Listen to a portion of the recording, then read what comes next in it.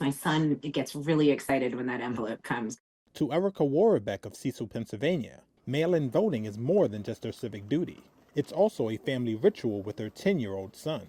There's no stickers involved, but we still get to vote. 2 months after a primary election in April, she learned her ballot was not counted because she had inadvertently marked her ballot with an incomplete date. I was pretty surprised by that. My disappointment was more in the fact that if I had known, I would have shown up to the poll and cast a provisional ballot. Right. But there was no notification of that. Hers was among 259 mail-in ballots in her county that were not recorded because of a ballot error. I was frustrated with the system.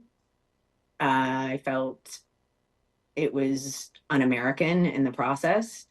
And I felt like my civil liberties were infringed upon. I mean, we live here because we have a right to shape our government. And how could primary results be accurate if so many ballots were not cast? In July, Worobec, who prefers to vote by mail because she suffers from an autoimmune disease, joined a growing number of voters who are going to court to ensure they have access to the polls and their ballot is counted in the November 5th presidential election. Their cases are part of the roughly 70 election-related lawsuits filed in 7 battleground states, including Pennsylvania, according to a review of cases on Democracy Docket, a website that tracks election cases. After being approached by the state's branch of the American Civil Liberties Union, Worobec agreed to join 6 other voters from Washington County, near Pittsburgh, who sued their election board. It's about transparency.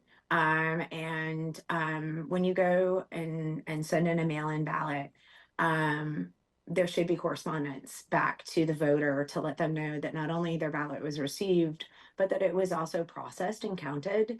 And if there are errors that would prevent that ballot from being counted, that you are receiving, correspondence that indicates that you had an error on your ballot and gives you opportunity to cast a provisional ballot. In August, a judge ruled that officials must document if a mail-in or absentee ballot has an error, so voters can mount a challenge or cast a provisional ballot at their polling place. The county election board did not respond to a request for comment.